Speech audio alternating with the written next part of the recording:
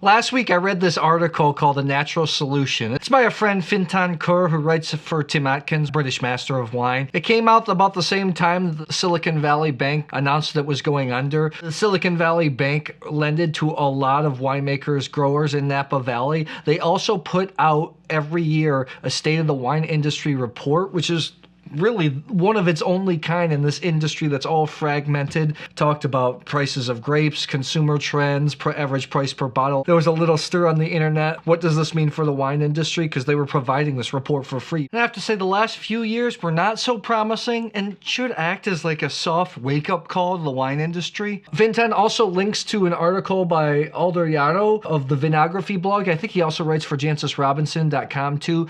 I actually interviewed him on the channel. I never published that interview, though. I wasn't happy with how it came out. The title of his article is Wine Industry is Headed for a Self-Inflicted Decrepitude. And he talks about, in that report that the Silicon Valley Bank was putting out for the last couple of years, wine consumption was gradually going down in the US. I'm not going to read the full article. I'll put a link in the description box below. I just wanted to address a few points. You'll hear people say that this is the time in history where there's more great wines than ever before, which is 100% true with technology. Wine grapes being grown all over the world.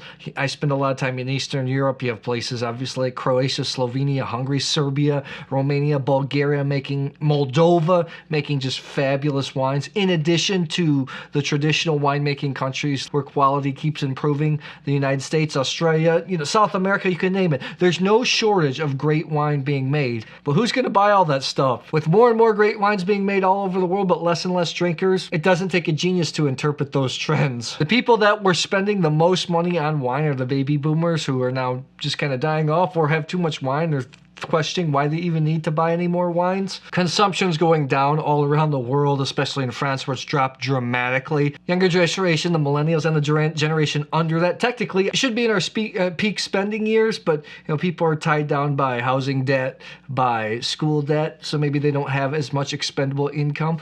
Also, the no alcohol movement. Then you have other trendy drinks like craft beer on the rise, the marketing power of liquor, and cocktails have become a lot more trendy.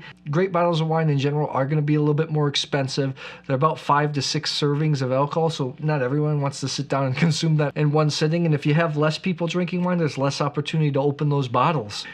I like this point he makes, the simple truth. There's a lot of incredibly mediocre wine out there. How can we capture the attention of new buyers if we're offering 13 generic bottlings of Sauvignon Blanc? People like you, if you watch the channel, me, that or get really geeky into this stuff are few and far between. Most people just want something good, dependable to drink, so they're going to be reaching for that supermarket bottle of wine, which really isn't that exciting. Just go to the supermarket where the selection is not that impressive in the US. Most of the wines on the supermarket are really made by 4 major companies, just divided up into different labels. There's more selection in the wine section than any other grocery there. It's no wonder people opt for something simple like beer. So how do we get more people to up their wine game, to drink more wines that you and I are passionate about? I find for the most part that people have pretty good palates. When they taste a high quality wine for the first time, they can tell the difference. A high quality hamburger is going to taste different than one from McDonald's, but just because they've tasted it, is that going to change their value system? Is that going to make wine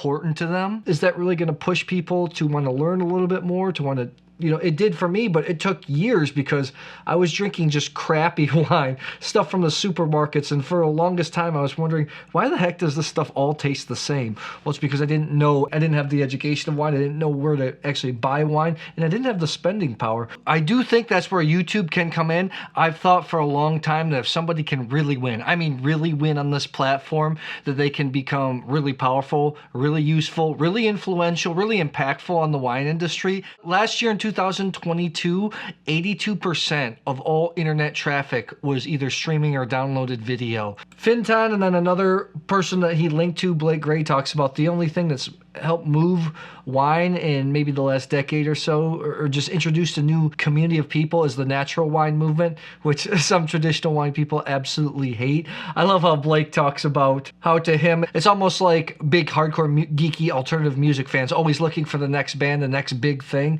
which is true. I remember when I started to get into wine professionally, natural wines just seemed a little bit more accessible because the prices were not absurd like some of the classic great Bordeaux's, great Burgundies. In essence, it can all also seem kind of cult-like to be even included in the conversation with some of these wines. However, with natural wine, it's kind of the same thing. You have to learn about all these new crazy producers, crazy grapes from all over the world making only a few hundred bottles, a few thousand bottles. In essence, people are trying to outknow one another.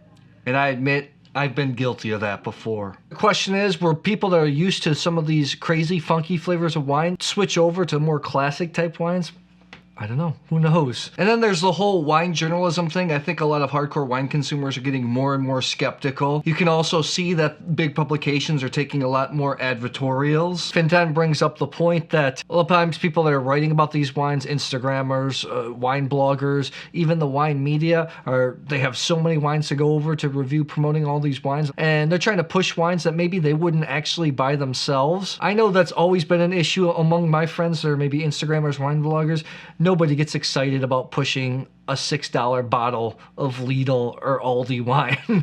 They get excited about artisanal, small production wines like one I have in my glass here. However, most of those small producers are farmers. There aren't huge budgets for them to get their names out there. Wine writers too, I'm about to go on a trip in Italy and France for 1 month. We'll be with a bunch of wine writers. It's kind of fun because we get to talk wine, get really geeky. But at the end of the day, it's tough to make a living. I was just messaging back and forth with a pretty prominent writer, writing for a pretty prominent magazine, talking about how tough it is to make a living. Me especially, as I keep growing up in this space, I get so many wines sent for free and high ticket wines to the point where it doesn't make sense for me to purchase any wine anymore because I just have a plethora of it available.